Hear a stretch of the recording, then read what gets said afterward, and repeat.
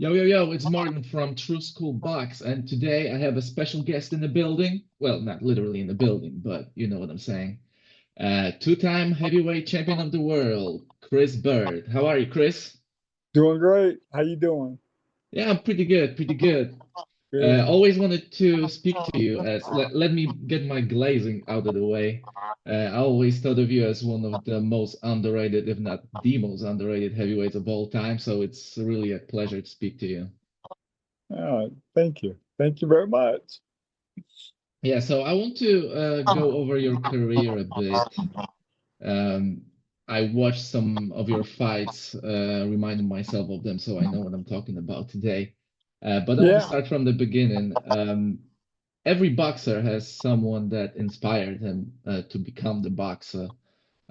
Did you have any idols as a child that made you want to become the boxer? Like for me, you always reminded me of Jimmy Young, the slickster from the 70s. Am I Yeah. close? People say Am I that. close? Yeah, people say that. Jimmy Young. You know, I I really, I watched boxing since I was little. I mean, I started boxing when I was young. My father was a boxer, so and he was a coach, so I was just pick up styles from all kind of boxers. And in my experience through boxing, through Olympic Training Center and all that, watching all these styles and of boxers, I just put it all together, my own style. Yeah, you definitely were the unique one throughout the Yep. 90s and 2000s. Yeah. Um, you were into the Olympic Games, right? How do you remember your Olympic experience to be like? Oh man, incredible. Just making the Olympics and fighting 5 times in the Olympics, getting to the finals. It was special to me. It was a great feeling to get that far. Yeah, it was like your dream to achieve something in the Olympic Games? Oh yeah, to bring home a medal. I mean, come on, you bringing home a medal for your country, but for yourself also. So it was a blessing to get that far and to make it. I mean, I wish I would have won a gold medal. I cried afterwards, like, man, I was this close, but I Yeah, was so happy to win a silver also. So it was good. yeah. Yeah, some people consider a gold medal even more important than the championship in the pros. Yeah, yes, big Yes. time. Yeah. Um, uh, Correct me if I'm wrong, but you moved to heavyweight division after your three pro fights? After two pro fights. Two pro fights. Yeah. Did you Yeah. ever think about staying in the light heavyweight division, or you just wanted to go mix it up with the big boys? Well, I didn't get signed by anybody after the Olympics. I mean, I was crushed. And then I'm sitting home by myself and I'm thinking, I'm not fighting, I'm not doing anything. I'm a, if I ever box, I'm gonna fight at heavyweight. That's what I thought. It was like a something to do to, I guess, put something on boxing to say I'm here. I'm finally y'all gonna know who I am. So I'm a small heavyweight. I didn't want to be a heavyweight. That's why I'm coming back now. You talking to a man that's come back now to being world champion again at my age. And people say I'm crazy, but I'm gonna achieve it again. At first they said I was too small to fight at heavyweight. They laughed at me. And then the same right now, they look at me like, oh man, you too old. I'm like, okay, you'll see.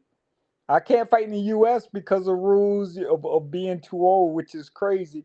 So I'll go overseas and fight, and we'll be world champion. Okay, what division are you planning to participate in? 154. That's where all the 154. boys at right now. All these good guys at 54 saying they good. We'll see. Yeah, it's a packed division right Yeah, and everybody in it. And when I come, they're gonna scatter. They're gonna be like, oh, excuse my language. They're gonna be, oh shit, this now. dude, I can't beat this old man. They'll be ducking you again, Yep, again. huh? Okay, getting back to your career, you had a nice run from 96 to 98. You beat the likes of Phil Jackson, Lionel Butler, Bert Cooper, Ross Purity, and then you bumped into Ike. What was that Yeah. about Ike that he was the person that took your O? I remember you talked about you fought Ike with the broken rib or something. Yeah, I had a 3 weeks. It was 2.5 weeks before a fight. My sister was boxing in Mississippi, so right before I went down there, I cracked my rib in sparring, and I was like, "Damn!" It really like it. I can say it threw me off, but I'm not gonna give an excuse. Ike was good. I mean, he was a good fighter. But I was ready for him. Like I was really ready until I cracked my rib. I was like, that threw me off a little bit. And I'm saying, dang, right before I'm weighing 208 pounds barely, 208, and this dude coming in 244 pounds, and I'm thinking, before the fight, I'm thinking I'm gonna smoke him. He's not gonna hit me. He's too big. He's too slow. And then that happened. I'm like, damn, I gotta readjust. Man, it was harsh. It happened twice in my career, and 2 times. The both times I lost, and my wife at the time she begged me not to fight. She said cancel. I couldn't cancel because I had nobody. Nobody didn't want to fight me, and this was my biggest chance of all time to fight a heavyweight that's undefeated that was willing to fight me at the time. I'm like, nah, I can't pass it up. So I fought, and Yeah, and it happened. And he did his thing. I can't say, you know, it was a it it was a was a fluke. brutal I can knockout. It was a brutal knockout. Yeah, it was brutal. But it wasn't a knockout. Remember, I got Yeah, yeah, yeah. stopped. You stood up. Yeah, yeah, yeah. You stood up. Yeah, I Yeah, got up. Remember that. I'm yeah. And always after getting after up. the first knockdown, you were like, was I hit?" Yes, I was. I was like, man, I fell on my face. Boom, face first, great punch. And Yeah, from a yeah. It from a was. guy that's huge, like a big heavyweight, it wasn't a small guy. So, Yeah, and he I was a took it. monster, though. Yeah, he Yeah, was. he was. Yeah, the fact that he went to jail, I think a lot of heavyweight caught a break with that one. Yeah, he would have been a force. But I was my whole goal was we gonna fight again. We gonna come down the line and fight again. And then he went to jail, and I'm like, dang, I guess it's not gonna happen. Yeah, but you bounced back though, and after four victories, you took the last replacement fight against Vitali. It was like Yeah, 10 or 7 days notice, yeah, and I've heard a rumor that you didn't even see the tapes of Vitali before going to Germany. Is it true? yeah. I never seen him before. I just heard about him. He had 27 fights, 27 knockouts. I'm like, damn, he must be really good. I mean, Yeah, he must be a really powerful guy because 27, you got all knockouts. And he's willing to fight me. Like a lot of guys wasn't willing to fight me right off the bat, especially being undefeated. And he was like, oh, I'll fight him. I'm like, yeah, he must have some skills and heart. yeah. I think he was supposed to fight Razor Ruddock at the time. Yeah. Yep, he was. Yeah, so you going in there, you didn't see the tapes. You're in there with a mountain of a man that Vitali was, and Yeah. and you were doing quite good. Like you were slipping.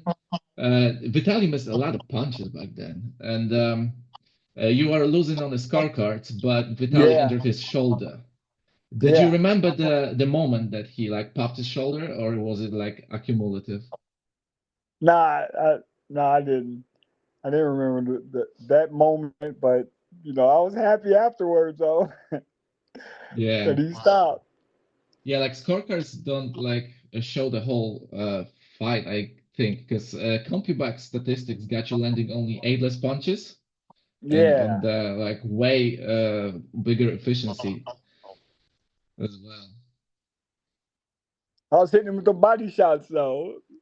Yeah, your punches were crisp. Your punches were crisp, definitely. And he retired after 9 rounds due to the shoulder, Yeah. and you became the WBA heavyweight, WBO, sorry, heavyweight champion of the world. How was the Yeah. feeling back then? Because it wasn't a major belt back then, but I guess it was like your biggest success to that point. Yeah, yeah, it was. I mean, and they wanted it back, very quick. It was a big test. You fighting against the big guys in the world. He had his brother Olympic gold medalist. He's a superstar boxer now. I'm like, I'm in the big leagues now. Now I gotta step up and really fight these guys. Yeah, like they were like the except for Lennox, like they were the first like super heavyweights and Bo, of Yes, course. yes, Yeah, big guys so coming in. yeah, so after Vitali, you faced Vlad, and like you had some successes with Vitali, but it seems like Vlad completely neutralized your offense. Like, what was it about Vlad? Like you said that he hit 3 times harder than Vitali. Was it all Yeah, about the power? yes, power and using his height and his reach to his advantage. You know, and a lot of guys, a lot of boxers, especially the bigger heavyweights, don't understand that. Like they'll fight you. I'm a little guy, they fight me. I'm thinking, why would you just keep me at bay with your jab and then I'll run into your right hand? And that was what Vladimir was doing. He was doing that, you know, and he's very strong. So every time I think about coming in, I'm getting hit with a right hand or a jab right as I'm coming in, and he's keeping the distance, but his power is keeping me from even getting close to him. So, and because I wasn't a puncher, I'm a boxer, a guy that's trying to be slick from the outside, but I couldn't use that. I had to be aggressive, and that wouldn't work. And it didn't work. Yeah, like Vlad had one of the best jabs of all time, in my opinion. Yeah, he's strong. I mean, he's Yeah, very strong. yeah, one of the hardest hitters as well. Yeah. Yeah, Yep. so how would you compare the brothers? Because it's like the consensus that Vitaly was tougher, but Vlad had better career and punched harder. I I look at it. It's a couple ways to look at it with both of them. It For me, it's all about who's Vladimir's fighting. If he's fighting Ika Abuchi or a guy like Samuel Peters, for instance, those guys are 250 pounds coming at you, tanks. He has a different mindset when he goes in to fight a guy like that because they're coming at him. Yeah, Like they're big and they're strong. For me, I'm tactical. I'm trying to stay outside, make you think. And going against somebody that big and that strong, and he's sitting back and boxing, it makes it difficult for me. So, it's a hard matchup, and it was just smart. It was smart planning on the coaches and on himself of trying how to fight me and try to figure me out, and he did both times. yeah, both times. We will get to the 2006 fight in a second. After Vlad, you bounced back again, and you had the IBF eliminator with David Tua. A lot Yeah, of people says that Tua is the best heavyweight ever that never won a title. Like, how was the experience with him in the ring? In my opinion, I think it's your biggest win of your career. yeah, it was a big win. It was really big because everyone thought I was going to get knocked out. Everyone, they were like, "Oh, you got to fight David next." And I'm like, and I'm thinking, this is the fight I want. This is this is going to put me into where I need to go, and it did.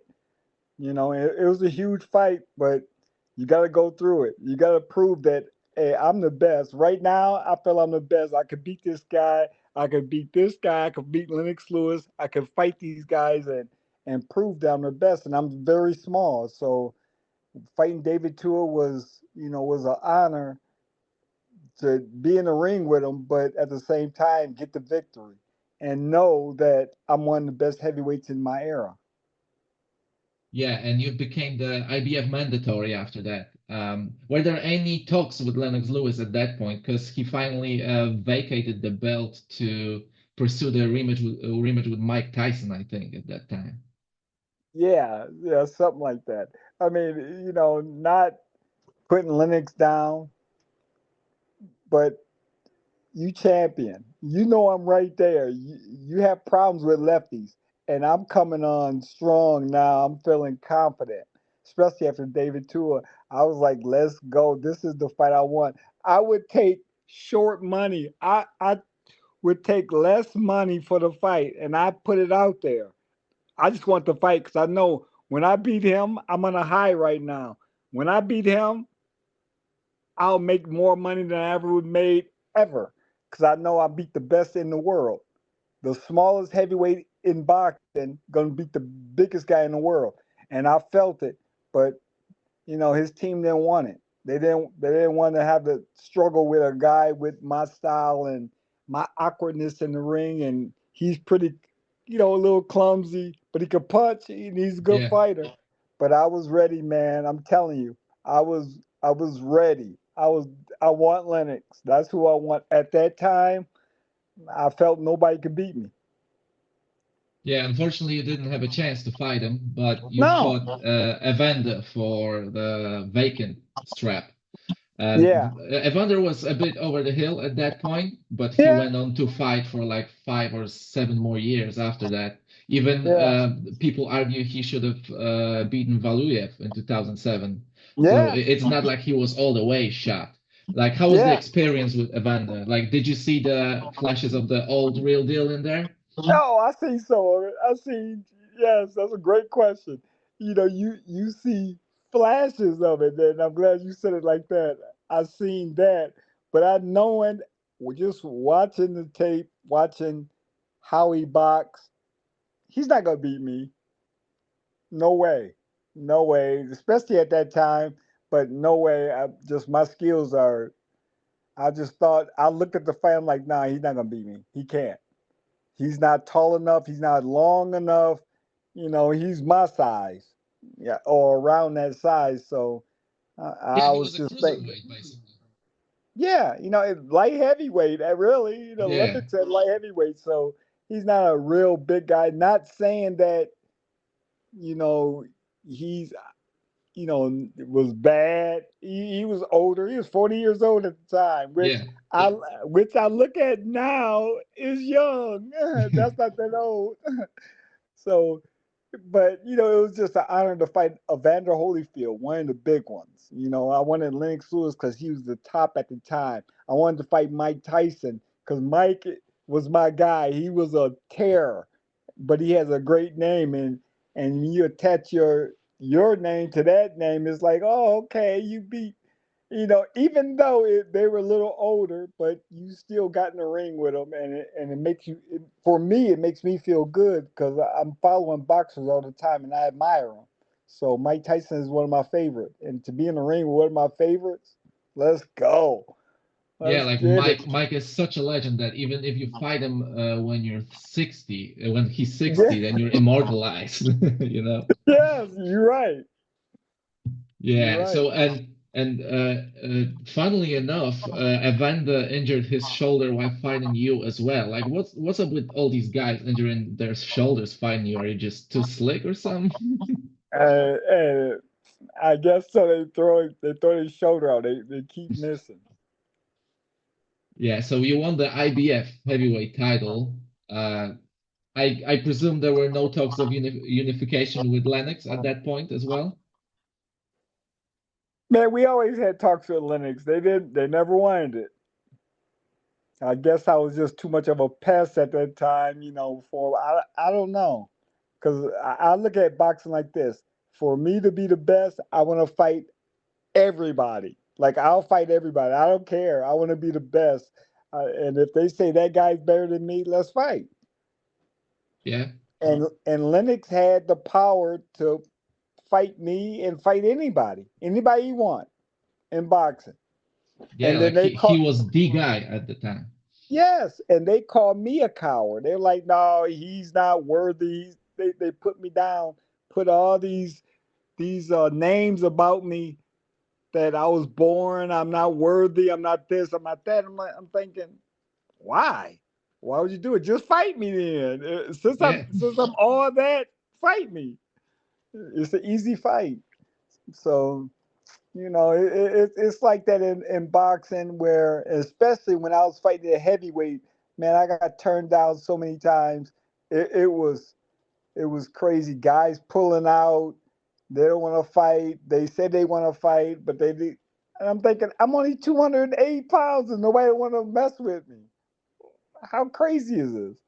But yeah. it happens. It happens, and it's gonna happen again.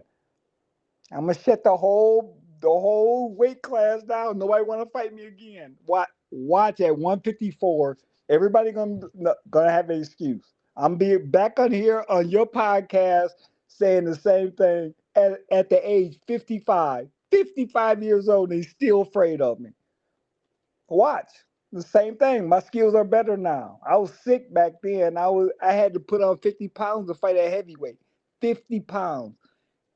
Eating junk food, doing everything to keep my weight up. And I'm sick. I'm falling out after fights. When I fought Jimmy Thunder on HBO, my first HBO fight, look at I was a co-main event. Look at where I was going after my fight before Larry Donald fought Tim Witherspoon. That was the main event, and they rushing me to the hospital. And that's what was happening to me before fights and after fights because I was so sick. I'm eating all this junk food to keep my weight up, and I was allergic to it.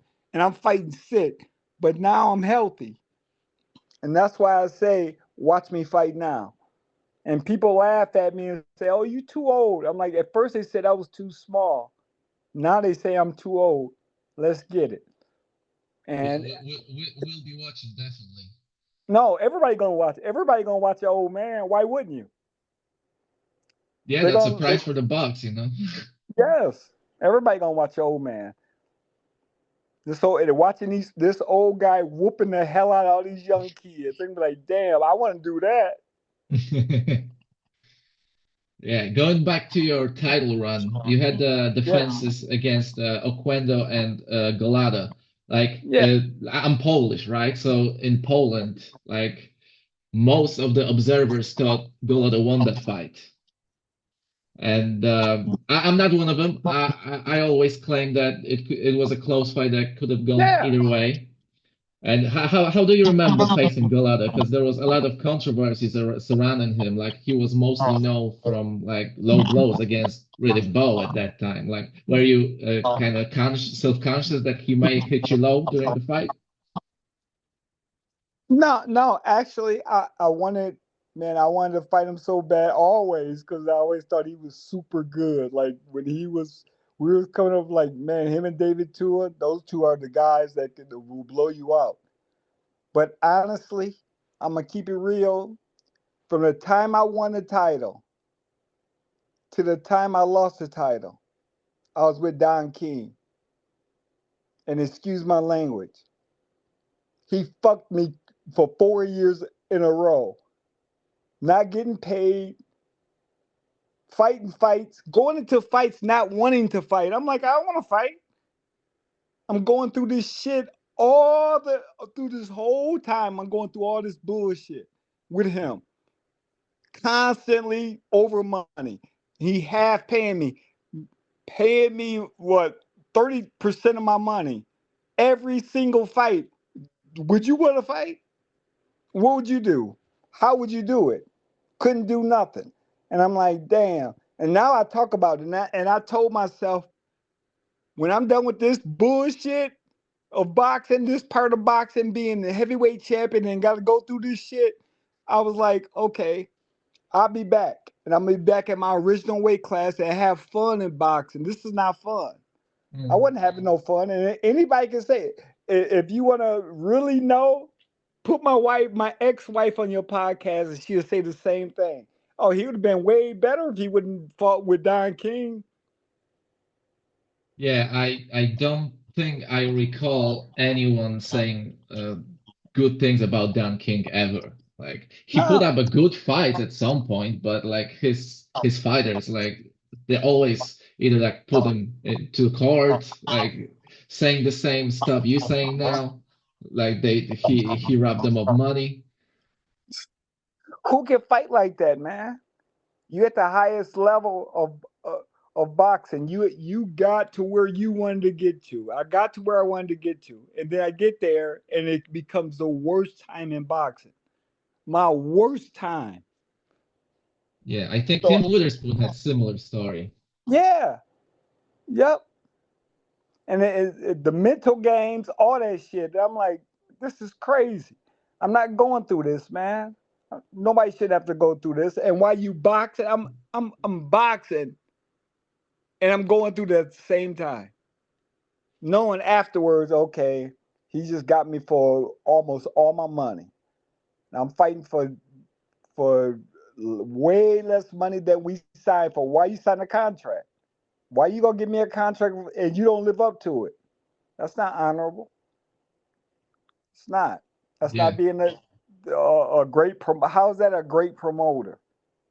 Yeah. So And you still for all your you had guys. troubles with motivation during your title run Man, to come just on. fight. You don't want to fight. You know, you don't want to fight. You know, and I'm not even getting half of my money. And I'm fighting all these fights. Come on, man. Yeah. So I'm like, Uh, forget it. I'm sorry that happened to you. Like I can hear that you still feel hurt over it. Yeah, yes, very much. You know, you sign with somebody thinking, okay, you the best promoter in the world. You're gonna get me to where I need to get to. And then you getting robbed every single time. And I would use other words, but I'm not. Okay, I understand that. You are under Don King, so that's probably why your rematch with Vitali didn't happen in like 2004 and 5, because like you were two best heavyweights in the world, and your fight in 04, 05 would have crowned universally recognized heavyweight champion. Were there any talks of it at the time? Never. Which is crazy. I mean, if it's me, I lost to Vladimir Klitschko. When I lost, my whole goal was I'm fighting Vladimir again, and if I can make it happen, let's make it happen. I wasn't in the position to make it happen. Never was, especially with Don or when I left Don. But they wanted to fight. Of course, let's go. Let's fight. I'm not a coward. Like a lot of these heavyweights, they punks, they cowards. They ain't gonna fight me. Why would they want to fight little old Chris? I'm the least puncher in the division, but you don't want to fight me. And I'm like, and I looked at all these big heavyweights like, y'all coward. You don't want to fight because you don't want to think when you get in the ring. You just want to throw and hopefully land. And most of the time you land, but you don't want to think. Yeah, I'm a you were a thinking stylistic fighter. nightmare for most Yes, of these heavyweights. But you did fight Vlad for the second time in 2006. yes, He was yeah, always willing to face you, and he was the challenger at that point. And he was coming after some shaky performances. He was knocked out by Corey Sanders, then yep, Brewster.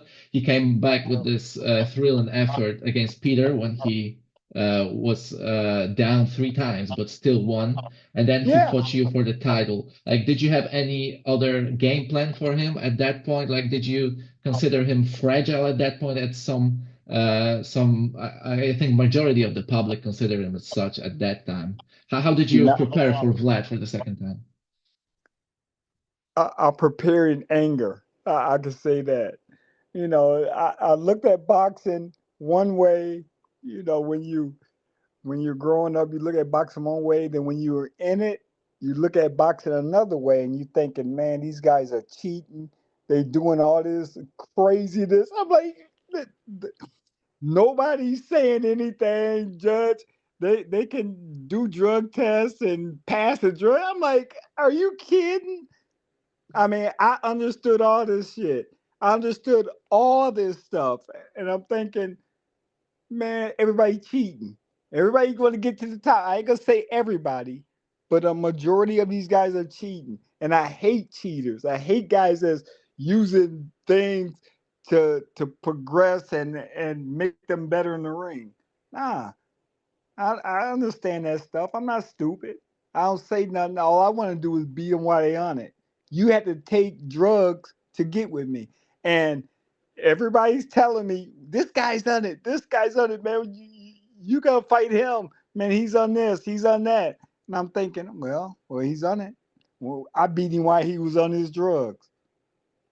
If I lost to him, it's more power to him, but it's really less power to him because you cheated. If you cheated, I'm just saying if all the guys Yeah, that using all that the drugs not now and then you cowards. And I'll say it on here. You're cowards. You got to use a drug to get to the highest level. I'm 208 pounds, chubby, sick, no drugs. No drugs in my system. I never had to worry about that stuff. Never will. And I'll come back now, like I said, in box at 55 years old and whoop everybody ass again. No drugs. And they on Yeah, drugs. yeah, especially in the sport like boxing, like you can literally kill a man. Yeah, you can. You can. And they don't think about that. Yeah, They want to win and make the money. And I'm like, okay, that's what you want to do? Well, I'm gonna try to bust you up even more because I'm not on drugs and you may be on drugs and you need to get your ass whooped. yeah. So coming back to the fight in 2006 with Vlad, like, would you consider Vlad your hardest opponent, like stylistically? Oh, very much, very. Vlad don't get that much. He don't get that much credit because of the Layman Brewster fight, the Corey Sanders fight. They always look at his losses, but look at his Yeah, wins. like he had Look at a his 10-year title reign. yes, a 10-year title He run. Think dominated about that. everybody in this era. Everybody, and he's not that good. Oh, well, he's not really that good. His brother's not that good. He quit against Chris Byrd. I'm like, are you serious? Okay. Like if Klitschko's were American, like they would be heroes, I think. Oh my goodness, man, those guys. Honestly, not because I fought them, but because I fought them. I can say those guys are good, man. I mean, I was a probably the most avoided heavyweight. Man, everybody pulling out to fight me. And those two brothers, like they step up, okay, I'll fight them. And I'm thinking, damn, these two willing to fight me. So they willing not only to fight me, but they knew they can beat me. And I'm thinking, man, these dudes can fight. So they got good pedigree, good growing up. Vladimir Olympic gold medalist. I take that into consideration. I'm an Olympic silver medalist at middleweight. He Olympic gold medalist as super heavyweight. Yeah, So, and crazy. I give him mad props, man. Guys can fight. Yeah, like some people considered Vlad like a white carbon copy of Lennox. So you didn't fight Lennox, but you fought his carbon copy, basically. Yeah. See, to me, I look at the style. I looked at the style of Lennox and Vladimir and Vitali, going in, but especially Vladimir. And I'm thinking, they are similar, but he's for some reason he does something different and he's better and his it's just something about him. I couldn't get around his style. So It you just would throws consider me off. Vlad better than Lennox? Of course, I thought I could beat Lennox. I really, to the very end, I thought I could beat Lennox, and Vladimir was willing to fight me. Lennox wasn't. He Yeah, never was. And that was Emmanuel Stewart. That was Emmanuel Stewart, his trainer, going against my dad, who they always been at odds. We're from the same state. So my father and Emmanuel Stewart always, as far as coaches go, been going at it. We got better fighters down here in our area than you have in Detroit, or vice versa. And then Emmanuel Stewart wanted to sign me as one of his fighters many times. He always wanted me. And my father's like, nah, you're not going down there. You're not gonna go with him. So it gratified Emmanuel that he beat my father. My father was real mad at me after the fight because Emmanuel Stewart beat him. And I'm like, well, Vladimir beat me. You should be sad for me. yeah. R.I.P. Emmanuel Stewart, the best trainer ever, probably. Yeah, great trainer, great trainer. Yeah, over 30 world champions trained or something like Yes, that. yes. Great, he was a good amateur boxer, never turned pro, and became a trainer. Similar to my father. My father was a good amateur boxer, but he turned pro. He fought pro, and became a trainer afterwards. And they did their thing. Great trainers, man.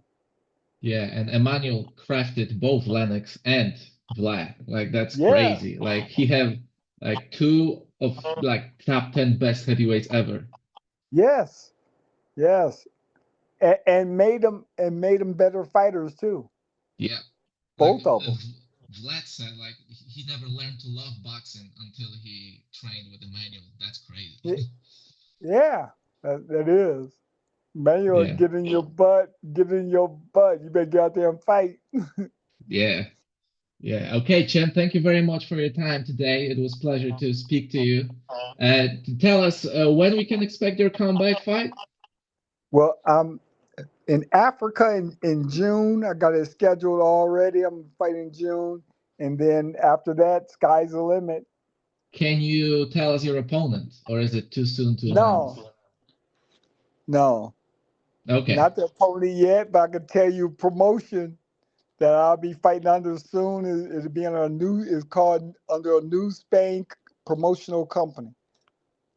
okay. What was the promotional company? New Spain. New Spain. Okay, okay. We'll be on the lookout for it. Again, All thank you right, very much. let's get it. Yes, nice Yeah, talking with you, man. yeah. It was a God, pleasure. Thank you. yes, take it Enjoy easy, your man. day, champ. Yeah, you too. Thanks. Thank you. Bye. Yep. Bye.